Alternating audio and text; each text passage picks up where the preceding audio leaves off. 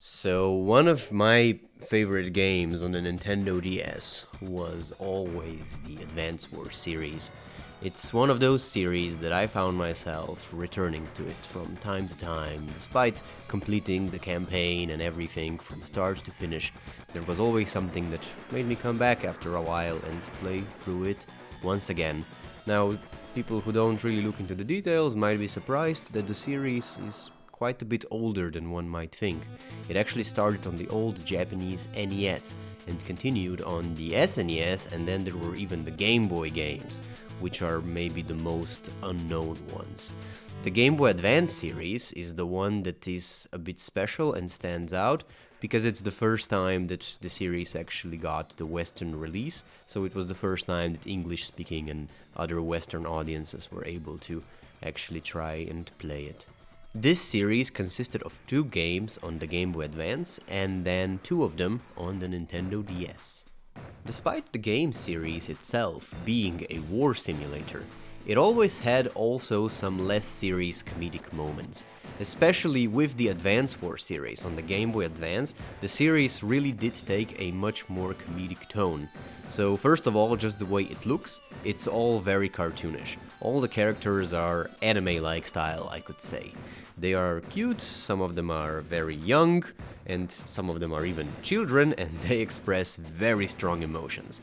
As their units go into battle, you will see the commander in the corner. They will either smile if they win, or they will cry if they will lose the confrontation. The weapons, however, on the other hand, are all actually real. They are all based on real-life military. Also, the factions themselves quite clearly resemble real-life nations. So this makes Advance Wars quite a unique game, because most of cartoonish military games tend to use completely or at least mostly fictional weapons. Here we have this very odd style of realistic weapons being used, coupled with the over-the-top and cartoonish style of the characters.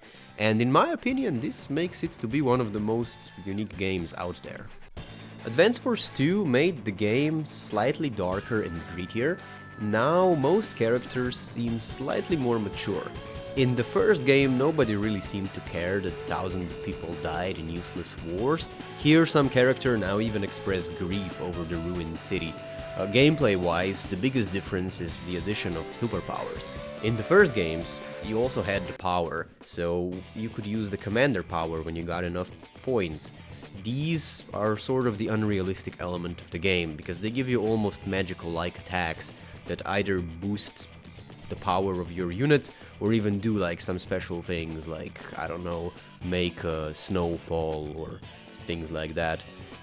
This time we have Super Commander powers, which are basically a step up from the previous game, making them even stronger and now adding them even more unrealistic characteristics. So for example, the character Olaf, who could cause snow to fall, can now cause a snowstorm, which even causes the enemy units to lose HP and to magically lose half of their fuel as well. With these 2 games being quite a success, it's of course no surprise that the series continued on the next console, the Nintendo DS. So here the creators actually hit a little bit of a wall development-wise. The way they made progression from the first onto the second game was in a pretty natural manner. They basically made it so that this time you have more powers, you have more characters, and you have more units. Now here, with the third game, Dual Strike, they decided to break the wall and continue with it. So the main feature of Dual Strike is that this time you have the so-called double commander power. You can switch your commanders, somehow magically I might say, and somehow magically all of the units on the field can now move twice. It's a natural progression if you think so, because the Nintendo DS has 2 screens, so you tie it up to the gimmick of the Nintendo DS having 2 screens, and in this way you also give the game new content. New characters especially is something that is very well accepted by any player, and of course everyone will be happy to see that. Now, don't get me wrong, I really love this game. I think it's one of the best DS games. But the downside of the path they chose is pretty obvious. It bloats the game a little bit. If you have 2 turns, this means that now you basically have to wait 2 turns for the enemy or you either to move all of the units individually. So it makes the game even longer and it can slow it down. It also completely breaks any balance if there even ever was. So just because there's more units now, it's harder to balance. There's more commanders now, again, harder to balance. And the addition of double powers, the dual strike, completely destroys any balance. Because for example, you have one character named Sami. Her special power is that when she uses the superpower, she can take any building in 1 turn. Pair her with a character like Eagle, for example. His superpower is to be able to move units twice. So what you do is you basically load infantry in a helicopter, you move the helicopter, you use the superpower, move the helicopter again, unload the unit, then you do the dual strike thingy, now you get another turn, and now you can basically move the infantry unit to the enemy's HQ and take it in 1 turn. It's completely broken strategy, and there's also some other combinations like that which are also broken, but this being maybe the most ridiculous example there is. With the game being moderately successful, and of course with the Nintendo DS being the console that was sold ridiculously well and basically printed money for Nintendo, it's no surprise that there was room for another Advance Wars, also considering that there were 2 on the old platform, the Game Boy Advance, to begin with. So this time, now the creators really hit the wall here. They have already bloated the series so much with all the extra powers that they gave them, and there's already so many commanders and units in the game. At this time, trying to make the game fresh by adding even more commanders, even stronger powers, you can see clearly where the problem was. So instead of attempting to juggle this, the developers, the Intelligent System Studios, basically decided to go the sensible route. And that route was basically a complete remake. So the new game, Days of Ruin, takes place in the completely new world with... So the game Days of Ruin also is known as Dark Conflict. I will refer to the American one because that's the version I played. They're supposed to be really similar, so it doesn't even matter. I think, I don't know, maybe Dark Conflict is a good name because the game is literally much darker. So instead of just giving us new commanders and new story, they went with complete visual makeover as well. So opposed to the very green, light-colored scenery from the previous games, this time they went for literally very dark-looking landscape with very washed colors. The game now takes place in a post-apocalyptic world where most of the cast are also now much more mature, much older people. The only actual children are very few of them. You have the main character who's basically a college student, then you have his sort of romantic interest character, if you say so, and there's also a little bit younger character on the villain side as well. But even those, they come up with a little bit of a story-wise explanation why they would be so young and commanding militaries. So here it's not the situation like in the first games, where you had literal Japanese schoolgirls commanding armies. Most of the characters here are of military age and are basically in positions that you would consider them to be appropriate. Now, the reason I even decided to make an overview of this game is that because the reception of the game is actually a little bit two-sided in a way. Some people really like it, and some people actually don't like it at all. And I think it's understandable why. Because what you had is basically 4 games which were building up some sort of a story and continuation of characters.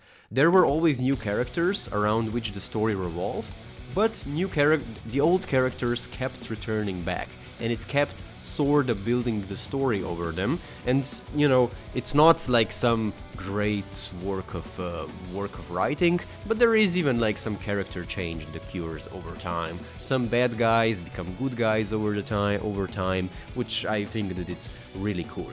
And now this time you have a game which completely flips the table, throws everything, all of that it was building towards away, and starts with a completely new cast.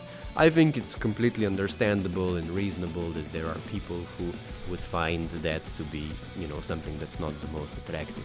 The most reasonable criticism of the game that is actually kinda common is that this dark element of the game, the dark look of it, is basically the game just trying to look more mature than it actually is, for the sole purpose of basically appealing to little kids and younger teenagers.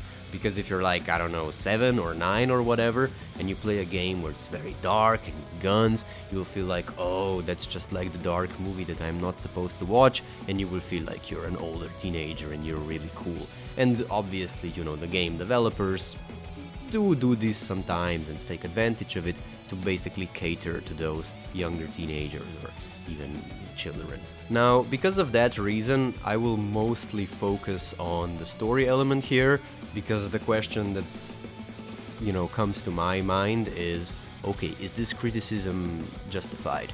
Is the game really just attempting to be dark, or does the story provide us something to think about and is actually worthwhile? So, let's see. So, our main protagonist here is Will. He's basically a college student who was trapped under the ruins of his campus. He was saved by Captain Brenner, who is leading the remains of his 12th Rubinel Battalion. He's basically just going around saving people who survived the apocalypse. Brenner sorta represents the mentor good guy figure here for Will. Will admires him and basically bases his own look on the world after him. This way of telling the story is relatively cliche. It's a very old template known as Hero's Journey. Using Star Wars is maybe the best reference point because everybody knows it. So just like imagine that Will is Luke and Brenner is Ben Kenobi. Ben Kenobi is a wise old man who basically doesn't really do anything wrong and is super smart, and he's basically the role model for Luke to look around. There's also Lynn. She plays a little bit of the role of this scoundrel, and think maybe Han Solo, for example. A good guy who is willing to going around and looking for survivors. Our protagonist will face enemies such as, for example, the Beast. He is an ex-Rubinel soldier who basically took advantage of the disaster to pillage and steal and so on. There's not that much to say about him. He basically plays a role of tutorial enemy and will face Will with the grim reality that some people just don't care. And it doesn't matter what passionate speeches anybody makes, and he will continue to do what he does. Other than visual... Oh! A pigeon landed on my balcony. Cool, that never happened before. Other than the interesting visual design, there's not that much to say about him. In a way, he is an interesting character, but the downside is that he doesn't even have any commander powers here. In a way, I think many people consider this to be a little bit of a downgrade from the old Advance Wars, because in the old Advance Wars, every single commander you faced was also playable. Here, the commander rooster is much smaller. It's clear that keeping the balance was a priority, and of course, smaller rooster was used to help keep the balance. I scared the pigeon away. I had to, it was too loud. However, on the other side, the advantage of the very big roster of commanders that you had in the other games is that, well, first of all, it made the game much more fun. Being able to play as every single character in the game is just cool. It also gives the game a lot of replayability, since it means you can play similar scenarios in different fashions with different strategies.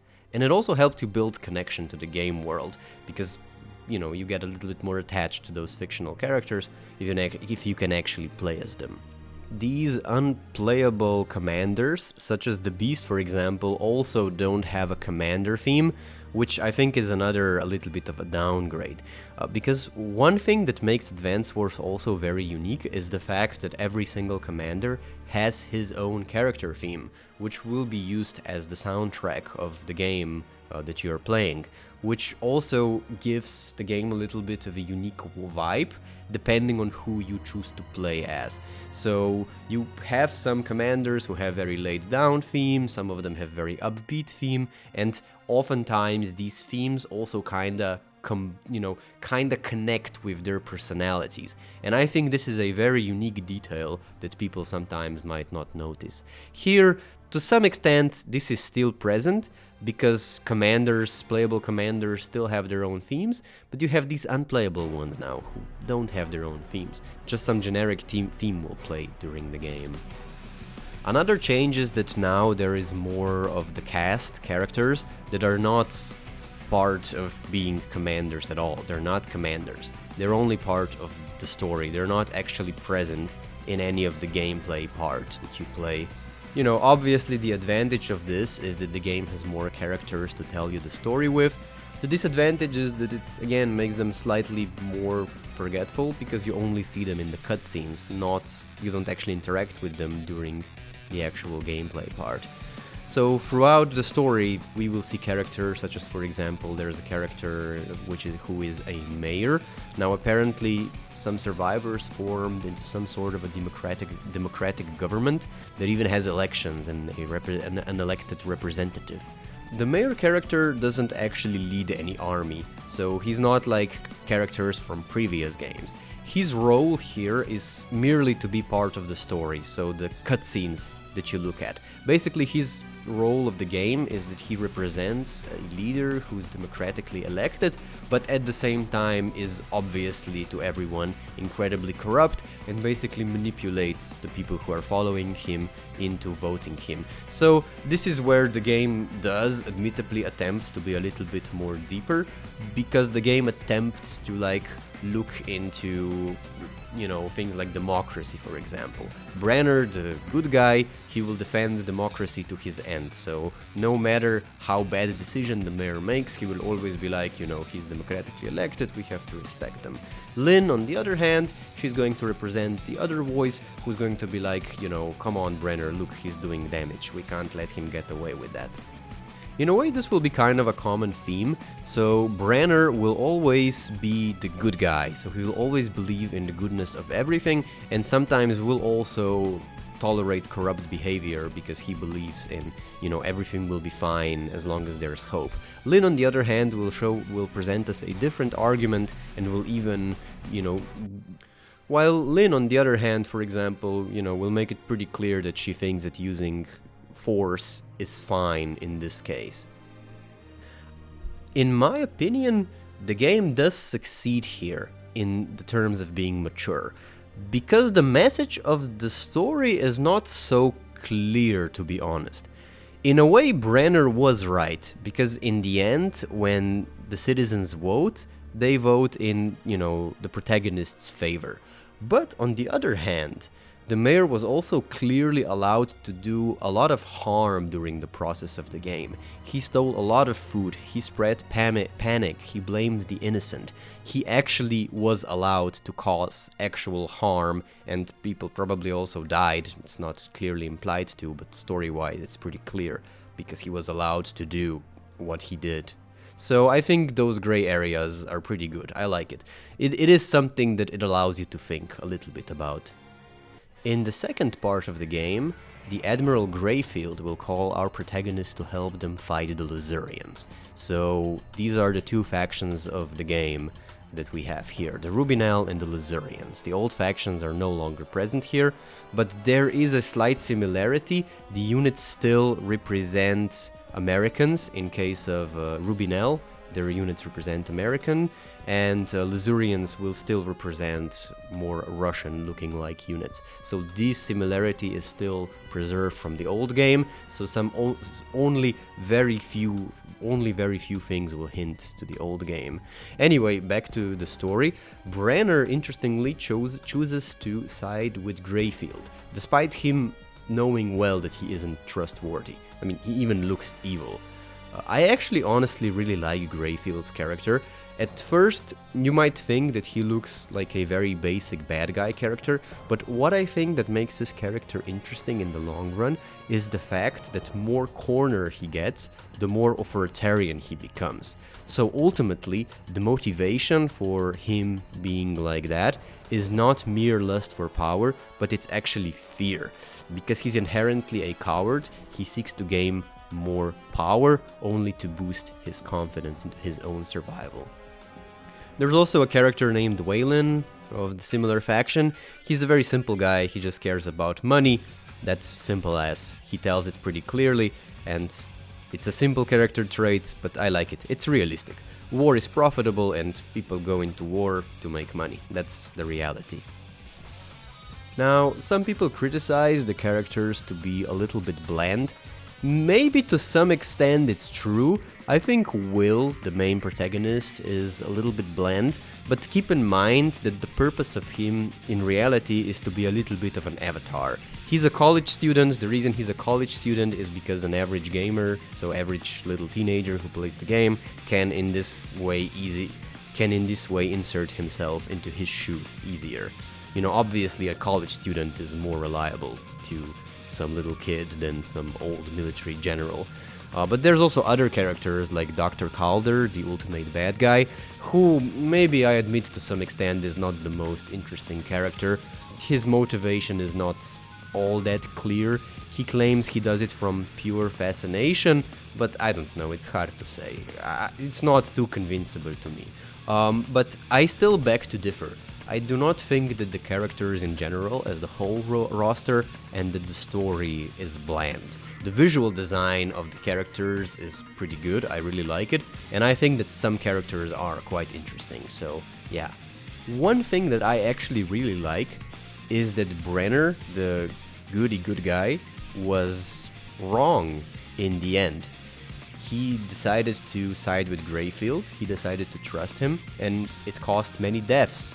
He was like a complete idiot just because of his abstract faith into the good of the humanity.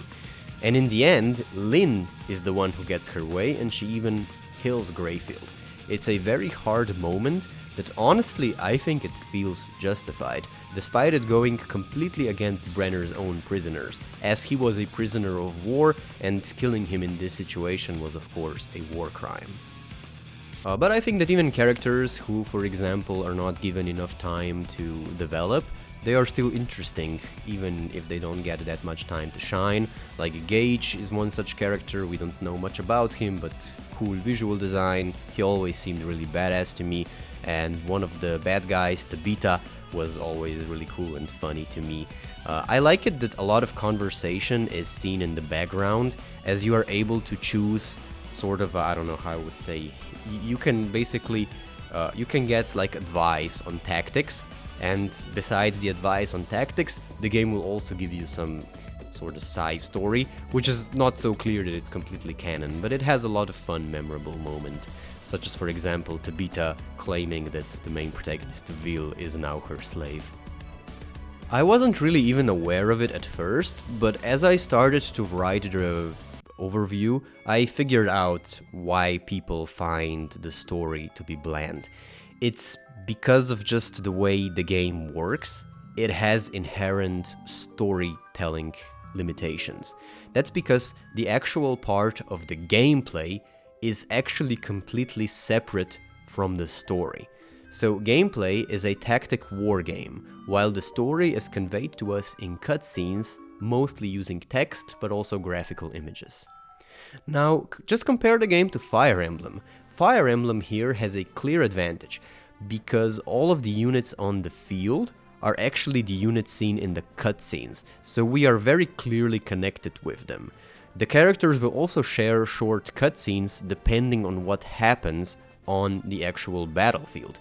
This means that character development in Fire Emblem will develop even during the actual battle, while in Advance Wars, the commanders are completely separated from what goes into the cutscenes, with very few exceptions. So the first clear exception is that the characters are kinda present in the background, but here they are actually present a little bit less, because in the old Advance Wars, just as I mentioned before, the characters will show strong emotions as the units fight.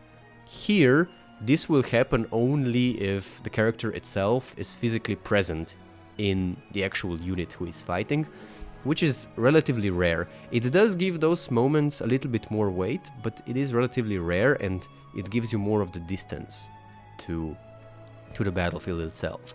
There is one scenario in which Greyfield will give direct command to units you control, and he will tell you, stop this unit, none of the, I don't know, battleships will move. All the battleships have to stop. Now, this is one example where the gameplay is actually connected with the story, what's going on, because the Greyfield takes over what's going on the battlefield. And I honestly think that this is the biggest problem. I genuinely believe that using this type of medium, it's not really possible to tell more of a developed story. If you wanted to tell more of a developed story, you would have to make the cutscenes much longer, and it would just make it difficult. Because the thing is, in Advance Wars, the commanders are just so alienated to what goes on the battlefield. In Advance Wars, you can basically sacrifice an infantry unit to rescue a rocket unit, and in the logic of Advance Wars, it's completely justified because it's just a cost-based, it's just cost-based if you think it's worth it or not. While compare it to Fire Emblem, sacrificing a unit in Fire Emblem is always something very difficult, and there's many gamers who are like hardcore resetters, and they will just reset the game and try again instead of losing even one single unit. And yeah, that's basically my conclusion. My audio is already 26 minutes long, so I can't really talk much more.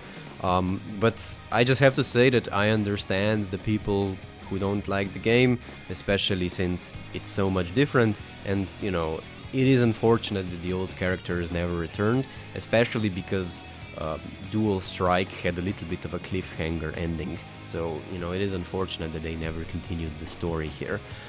I didn't talk much about the gameplay, but I'm just going to sum it up.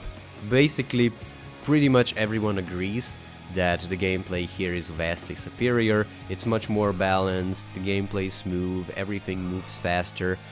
Another criticism I have to make is that first half of the campaign is simply too easy. First half of the campaign is basically a tutorial, and it's only like over the half or the last quarter that actually gets really difficult and that it's actually quite fun.